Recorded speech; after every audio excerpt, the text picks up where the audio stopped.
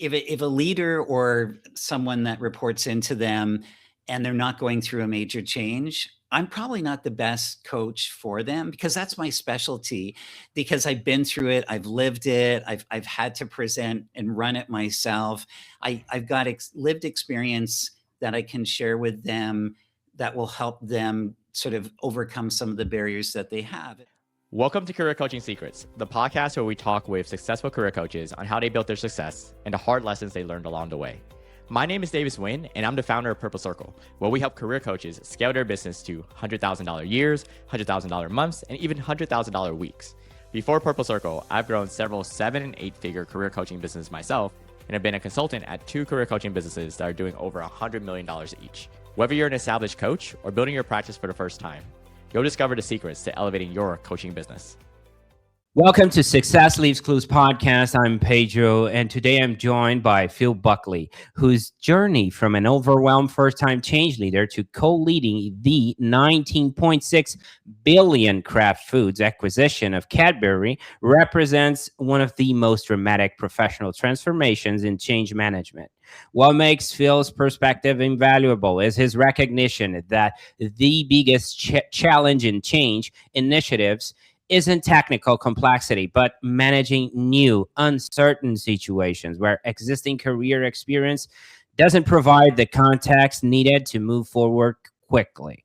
Phil has spent 30 years helping leaders and teams overcome barriers to change, distilling his expertise into practical resources like Change with Confidence and Change on the Run, which apply the 80-20 rule to transformation challenges. His upcoming book, When People Throw Wrenches, I love the name, tackles the political maneuvering that emerges during high-stakes change, proving that successful transformation require both strategic thinking and the ability to navigate human dynamics with confidence. Welcome to the show, Phil. Pedro, thank you so much for having you on. I've been looking forward to this. This is the highlight of my week. So thanks for having me on. Oh my God. Oh, that you're putting a lot of pressure on me. And also, I love that. Okay, this is also the highlight of my week, Phil. And it's great to have you. I'm excited from the moment we met, okay? And Phil, I'm a comic book nerd, okay? So what that means, I love the first edition, okay? Origin story. So let's rewind a bit, because every coach, Phil, has that moment when they look at their life and say, yeah, I guess this is what I'm doing now, right? So when was that for you, Phil? Thank you, Pedro. And all the coaches that are listening right now, we're all superheroes in our own way for the clients that we serve. And for me, and thank you for the profile of me sort of over my career. And one thing I did a lot, and a lot of my career before I went into my own, but I was doing corporate coaching as an internal, colleague, as then I went on to my own practice. And a lot of the time when you're working for a large company, and it was Cadbury Schweppes, so it's really Mondelez International and Dr. Pepper Keurig, so a pretty big company. And whenever anything changes, it could be a new behavior, we're going to be more aggressive in the market, whatever it is, usually the default is training, not coaching, it's training. And why is that? And it's because you can actually train a lot of people very, very quickly. It looks good. You can say, great, we've got, we've trained, 1,000 people. Now we know what we're going to do. We solved the issue. And I think that's half truth, Pedro. What it does is it's really good at building knowledge. Okay, now I know how the new IT system's going to go. Okay, now I knew what the new product's going to be. So when you test for that, people are pretty good to kind of parrot back, hey, this is what I've learned. They're not really good at actually using that information for what's intended.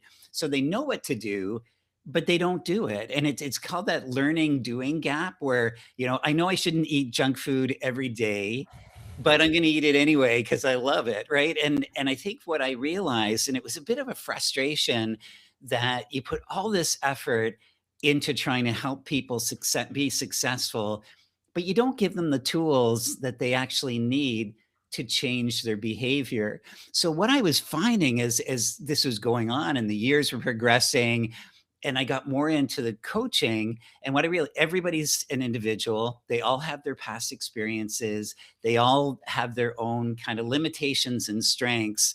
And that general training just doesn't capture the uniqueness that we provide in coaching. So I spent more and more time internally in the organization, really pushing coaching and really finding the results that you get from it. So someone who's blocked, they're great in so many ways, just like all the coaches that we have on the line right now. You're trying to help people have breakthroughs so that they can succeed on the goals they're trying to do. And so more and more it's all about coaching, and it's all about individual or team support to help them be successful. And I was becoming more and more of a convert.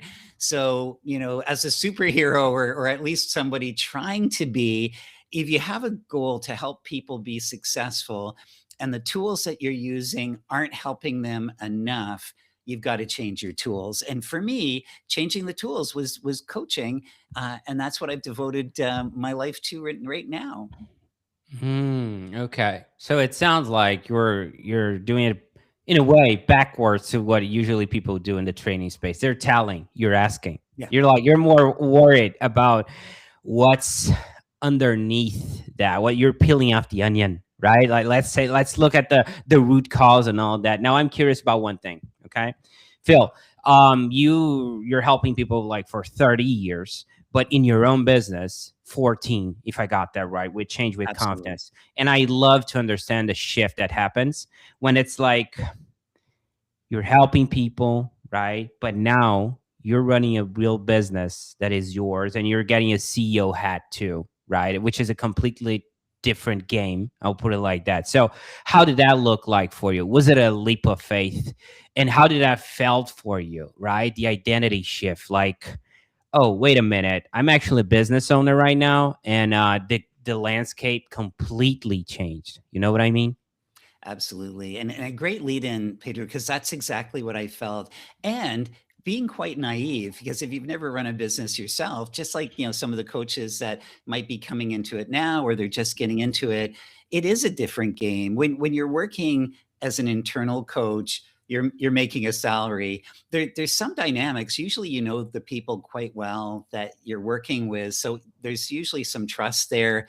But then there's also this relationship that you have a particular role. So people might not be 100% truthful, because it could be used against them, even though you wouldn't. But it's just a natural instinct of people going, I want to show my best face, so I don't want to show vulnerability. So to your point about taking on the CEO hat, it was quite surprising for me, because one, you're doing everything, and you're an independent. So you're the accountant, you're the marketer, you're the CEO that's presenting it, you're the content specialist on LinkedIn, you're also doing your clients, you're trying to get leads. So it's almost like an octopus, like you're going into, okay, I'm doing everything all at once. And when you start, the money's not necessarily coming in as well. So you've got that pressure of, I'm trying to run my business. I need revenue, but I'm also trying to position myself specifically, but I'm hungry. And I think what it does is it forces you to get really disciplined on everything, and bringing in people like your organization, like bringing in people who can support you on areas that it's just not you're a coach. That's your gift, right? You're not the accountant, or even on marketing. And you can use your friends and connections to a certain degree, but that doesn't make a business. That might get you started in that early time. So what I realized is to be really clear on what I was good at, what I could cover myself good enough, because I didn't want to spend the money, because I'm trying to market myself as well. And then how to bring in a few really good people that will help you get kind of going and making it happen. And I'd even say 14 years down the road, it's the same thing. I'm still running the business is, kind of half of what I'm doing. And then I'm also doing coaching as well. If you don't run a good business, you're not going to be a great coach. And I think it goes both ways. So definitely it was a leap of faith. I knew it would be hard, but I didn't know why it would be hard. I think that was a gap for me. I kind of went in and going, I'm sure it will be okay. And again, if I could do it over again, I would have researched more before I jumped in to do it. But if you stick with it, you know, then you get your first client, your second client, then they refer you, and it just kind of builds from there. But I would never take for granted the fact I'm running a business and I'm a coach, because the two have to go hand in hand together, and that discipline to do it. And if not, I think then you just struggle as a business. Yeah, you remind me of my dad in a way. You know, he was a dean of a university, but he always kept like minimum hours at class. You know, having students, so he was always in contact with them. You know, always in contact with the ICP, always in contact with the ideal client profile. In case you don't know and you're listening, always in contact, like in the trenches a little bit, so he can get a taste of it. And how's the market going? How's that feeling? Right now, you mentioned one thing that I want to jump on that boat, which is referrals, clients, and all that. So after you got rolling, Phil, in your own business, I know it, like in the early days for coaches, sometimes we're trying to help the entire world, right? So we're trying to take everyone. So who are the people that kept showing up? You know, Phil, the ones you realize eventually, okay, this is my tribe. This is my avatar. Who are they, Phil? Certainly. And for me, and if I could just add to your point about you take everyone, when you begin, you almost have to take everyone to keep the, you know, the lights on. But then you start realizing, okay, who are my clients? What are the pain points that I can effectively address based on my experience? And it was definitely the senior leaders based on the career I had. And specifically, and it leads back to your wonderful introduction, they're going through change. And what I realized is when if a leader or someone that reports into them and they're not going through a major change, I'm probably not the best coach for them, because that's my specialty, because I've been through it, I've lived it, I've had to present and run it myself. I've got lived experience that I can share with them that will help them sort of overcome some of the barriers that they have. And I think when I realized that, I stopped throwing the net out really wide, going, I am a coach. And I started narrowing it in to, this is the type of coach I'm in. And I would definitely recommend that, because you don't get as many clients, you know, knocking on your door. And I think that's good, because a lot of the ones you might not be best for, or it's kind of just diluting what you do. I think what you want to do for a long-term, this is my business for many, many years perspective, is the clients that I'm working with turn out to be the referrers in the future. And people hang out with people just like themselves. So, you know, if the leader area is what I'm targeting for, leaders are going to be referring me to other leaders. So I'm going to be upping my referral percentage, which isn't going to be perfect by any means, but you're doing it because you're supporting the people who have friends or colleagues that are looking for the same support. And when I realized that, I stopped doing some of the general marketing that you would do, like, hey, I'm a coach and, you know, I'm a business coach, and that would be great. And I really did started honing in on, where do these leaders hang out? What are their problems? How can I signal to them that I know something? When I hear and I see their problems, right? I'm describing it in ways that they would be describing it to their friends, and I can help you break through. And I think when you narrow your focus on that, it gets a bit quieter at the beginning. However, you become more and more effective, and then your platform, or how you're known in the market, you're really clear. So people who wouldn't want that type of support don't connect with you, which is great, because that's not your market anyway. Okay, that makes sense. Now, 2 points, right? First of all, you mentioned wonderful introduction. Phil, you're the one to blame. Okay, that's not my doing, man. You've been working 30 years into this, so You're the best. Okay. Second point, I want to do a quick exercise with you, Phil. Okay. You kind of mentioned already, and you can future tell. It seems like you do have that superpower. At this point, I tend to pretend I'm the ICP and I ask, how do people usually find you? So you kind of answered that. Referrals. You're hanging out And where LinkedIn, they LinkedIn hang out. referrals. Absolutely. LinkedIn, the books, right? So The let's books are really their credibility. Absolutely. Their credibility to say Phil knows something enough that he can publish a book.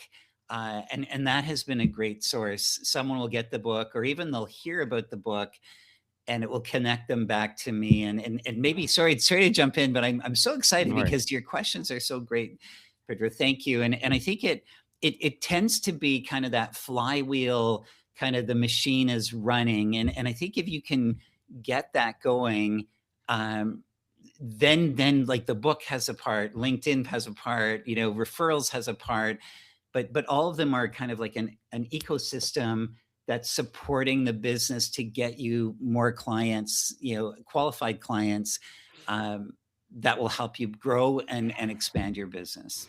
Okay, so I'm that qualified client, Phil, in this exercise. Okay, I'm a leader who's going through change, right? And I'm looking at your stuff, your book. I listened to one of the podcasts you've been. Was referred to you even. So Great. I'm like, I want to work with Phil. I want to work with Change with Confidence. That's your business. So let's skip the sales process. Let's say there's alignment. Okay, Phil, we went through it. There's alignment. Let's say also that potentially we'll have different offers. I get that, but let's stick with the main one, or the one you wanna talk about. Okay, let's say I'm being onboarded. Pedro is a great fit. Okay, I'm also a great fit, by the way. Okay, but let's say I'm a great fit for you, Phil. That's reality, Pedro. Okay, that's great. reality. I love it. Okay. Great scenario. I'm right there. Okay, and I want you to walk me through the point of view of myself being onboarded in your business, and how does that look like? Okay, how do you structure that, and also the potential outcomes I can expect out of it. Please do so. Absolutely. And what I would say for that type of client, again, well qualified and coming through, flexibility is absolutely critical. The onboarding steps are the same, but depending on what they're looking for, what their experience is, I would be actually customizing the offer for them. So what I would do is, first of all, an initial intake meeting. Hey, it's great to meet you. Tell me about what's going on. What are your challenges? What are you looking for? And I would think even some of the kind of customized questions, like, have you ever had a coach before? Because if someone has had a coach before, I think they kind of know the drill. Like they kind of know that we're going to meet a certain amount of times, and here's how it works. And if they don't, and what I've made a mistake earlier in my business was I assumed everybody knew what coaching was. And one thing I would suggest, and what I do in the process to answer your question specifically, is I'm assessing what they have room for when we talk about coaching.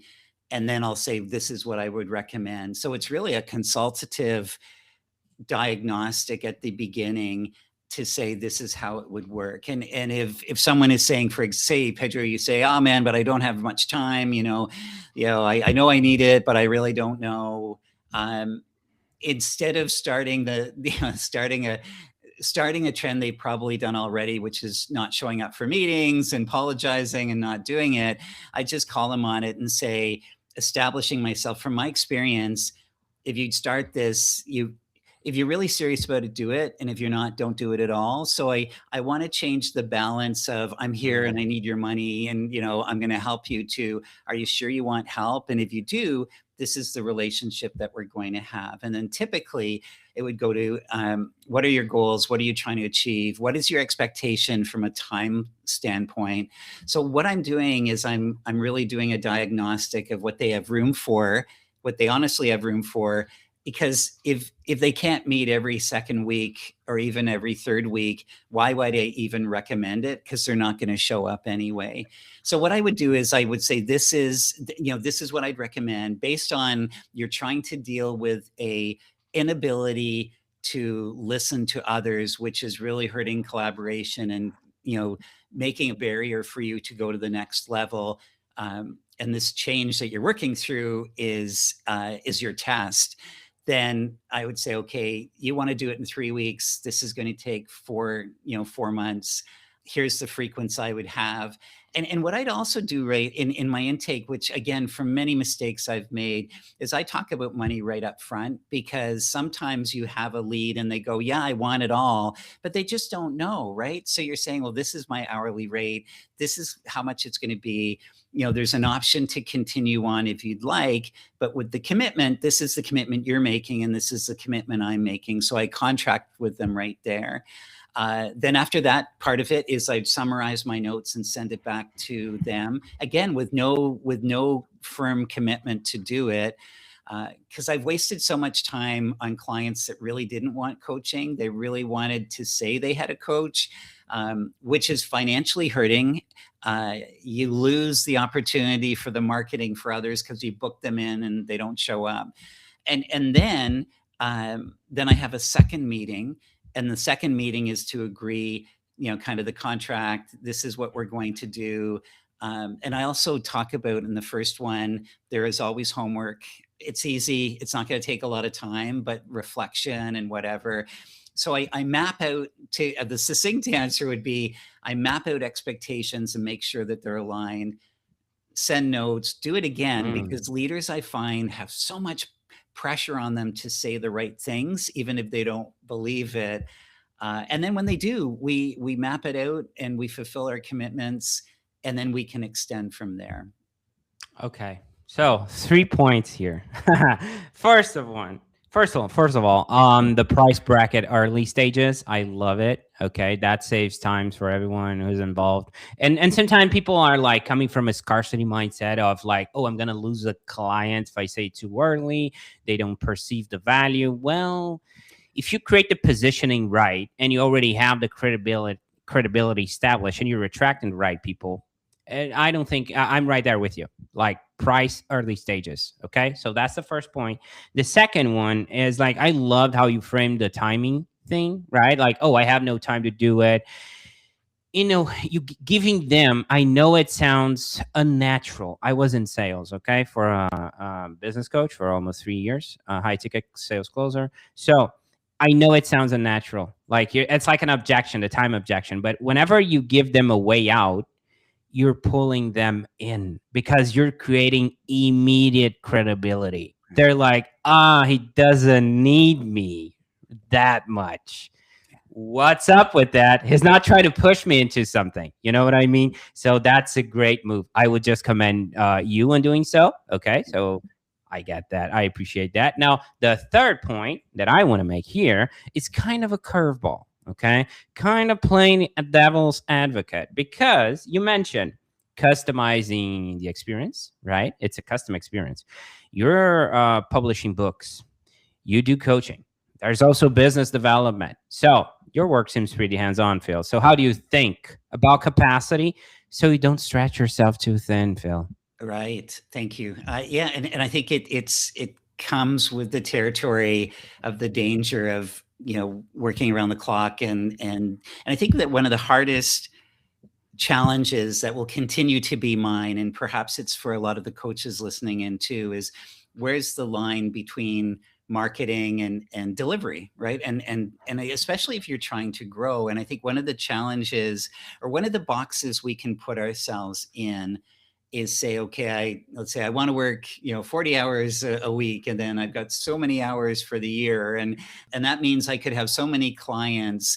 And I think there's a couple of dangers there. And I speak from experience because that's what I did. And I think a lot of my learnings now, just like you had mentioned with, let's see if we're a good fit, although you really, really want the client. But, if you don't seem like you're scarce, then you kind of look like a commodity. And I've done that. So I've lived it. And then you get into price discounting spiral, and then it's a disaster. So what I find is that where I'm at right now is okay, there's, another book coming out, and thank you for mentioning it. There's marketing there, which is really the assets for my coaching. That's it. Like this is this year's major asset to get more coaching business. And that's it. Other than helping everyone out with the book, but from a business standpoint, that's it. But I know if I have to put a certain amount of time there, I have to put a certain amount of time in my coaching. And I think then how do you balance it when it gets to the point where it just doesn't seem like it's tenable, like you're marketing all the weekend and you're doing your clients and whatever. I think that's when it's time to start thinking of, well, what's a different business model for me? So I think I'm still at that point now where I'm kind of hitting the ceiling of capacity just for me. And then it's saying, okay, what are my options to grow through other coaches that would expand my capacity? Because a coach of one has a limited capacity. A coach of a few, whether it's sort of a subscription model or you're bringing certain people in, I think that's a very viable model that I'm almost at right now, but not quite. I think it's the book first and to do it.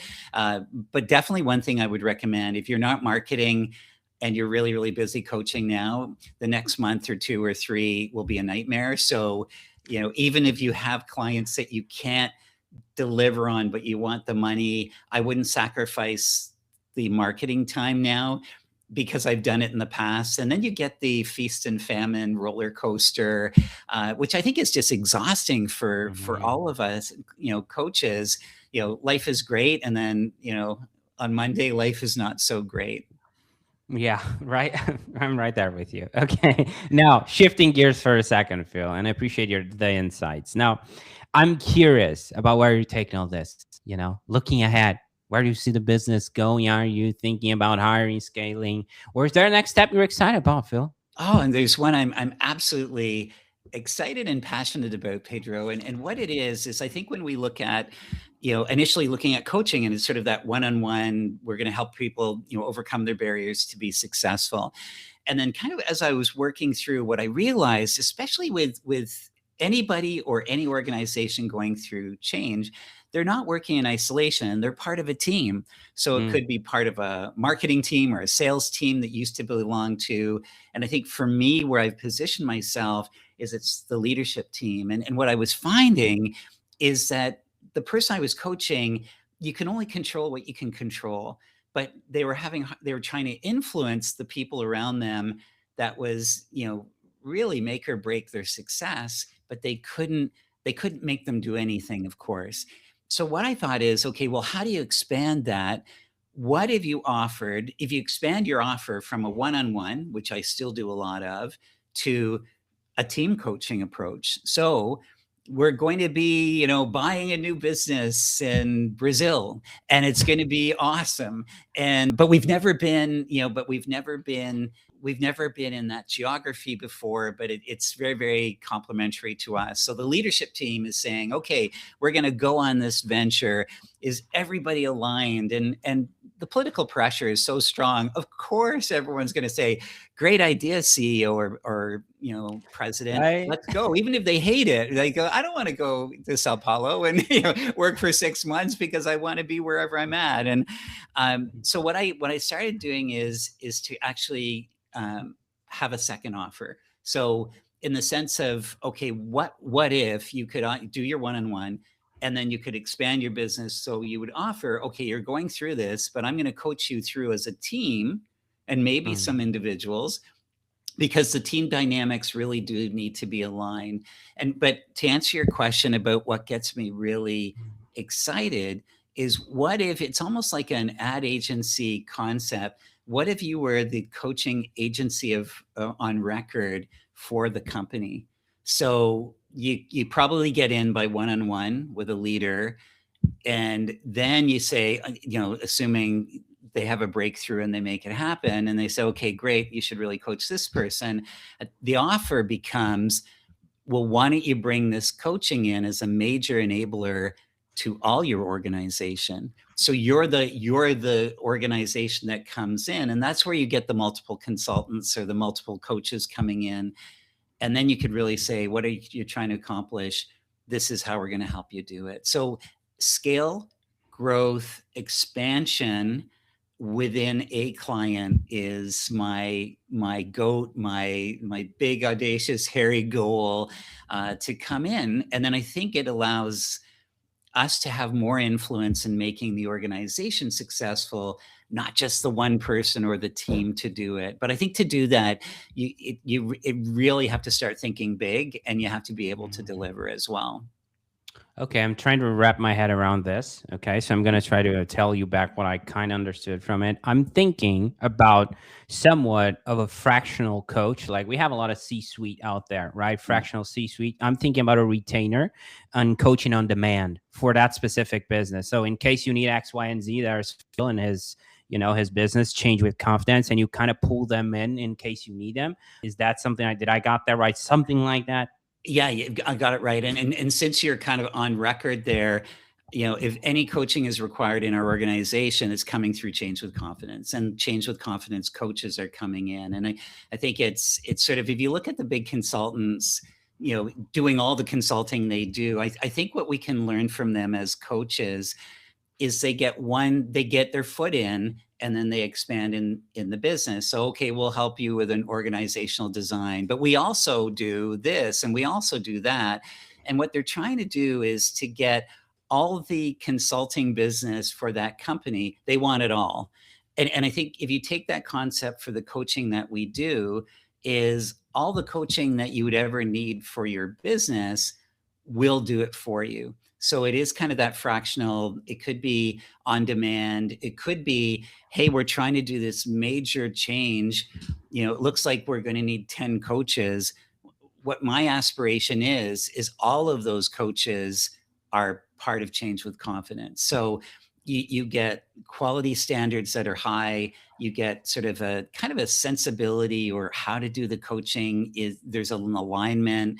You get consistency, so you don't. And I think, we've got so many coaches, and I know you've got so many as part of that are benefiting from your services, but we're all different, just like our clients are all different. Sometimes I've seen is that there's 5 different coaches in an organization, but they have different philosophies. So there's kind of no connection, because one is, coaching in one way and the other one's coaching the other way.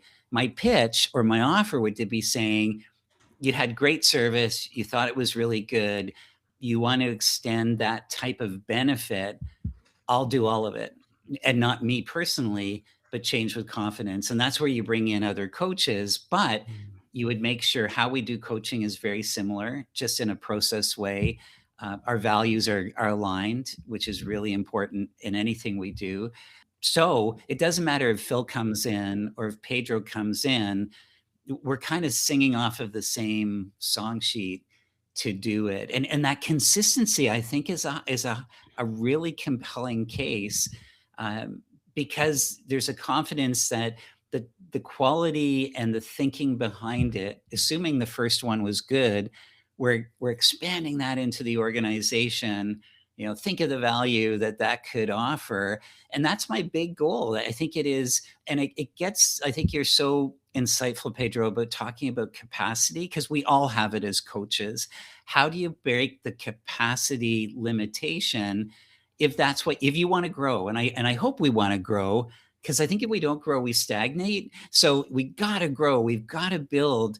And I think we have to do it through others, like-minded people like ourselves. And how do we create the concept in our clients' minds where they get it, right? Just like you're saying, let me understand if I get it. And it's like, hey, well, if you liked Phil coming in, let's just say we could clone Phil 9 more times, but now Phil can be in 10 different spots, providing the value that you've already said that you found was really good. Wouldn't that be great? Well, that's what Change with Confidence is. We will be your provider, your preferred provider and only provider, hopefully, of coaching. And it could be on that retainer. It could be on demand. It could be, hey, at the start of the year, here's our goals. And, Lisa needs this type of support, and that's how. And I think that is really where it comes into the diagnostic of just making it easy on what they have room for. But I think it could be really compelling. And then you get one of those, okay, that, let's go into the stratosphere and we're going to make it happen. That becomes the case for the next company that you do it with. You go, well, this company did it and this is what they thought. Why couldn't you do it too? Or you're smaller, you don't have the money. Why don't you just put 2 people in, forget the 10?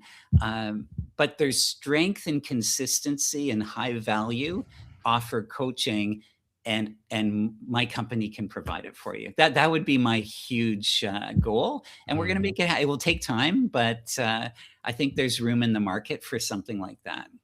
Okay. I love the reminder about the growth mindset, because if you're not growing, you're shrinking by definition. There's inflation out there. Just by that alone, right? Will eat your profits. so, Totally. so Yeah, by it that, will. And I think that the coaching, if you're not growing, what I would say, and again, we're a collective of coaches, but we're also competitors too.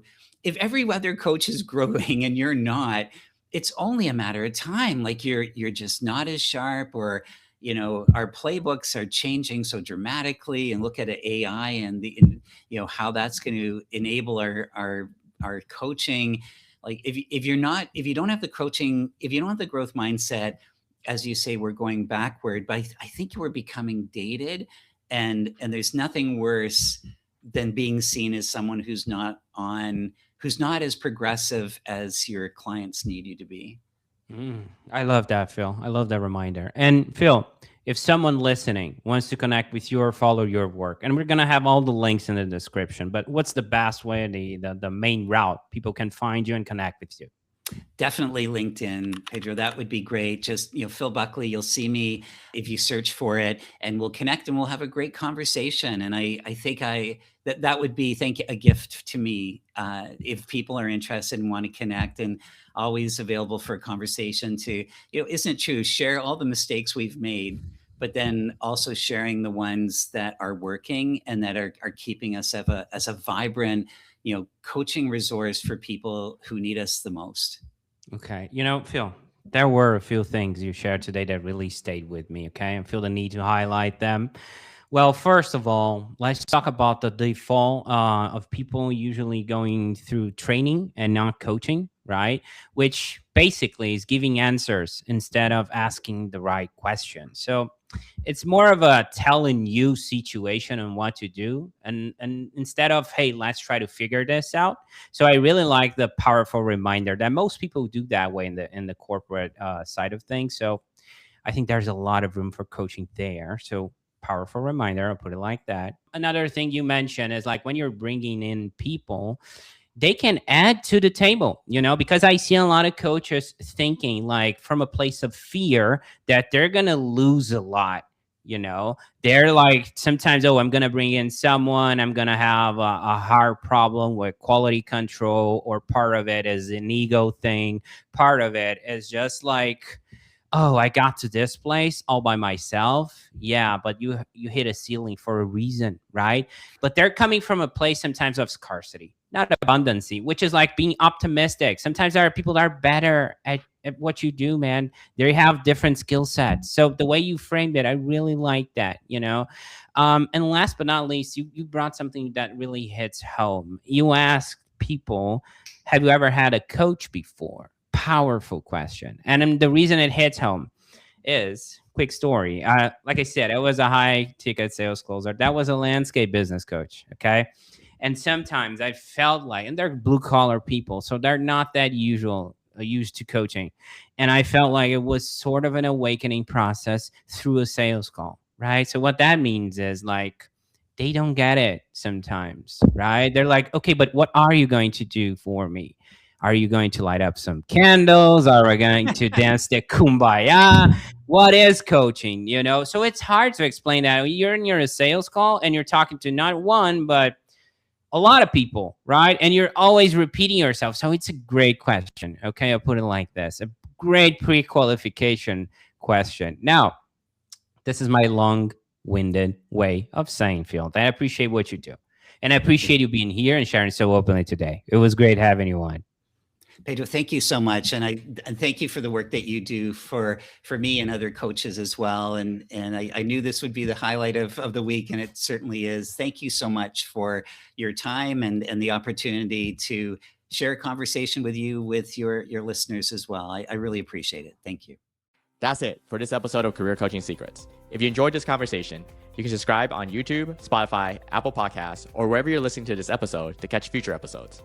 This podcast was brought to you by Purple Circle, where we help career coaches scale their business to $100,000 years, $100,000 months, or even $100,000 weeks, all without burning out and making sure that you're making the impact and having the life that you want.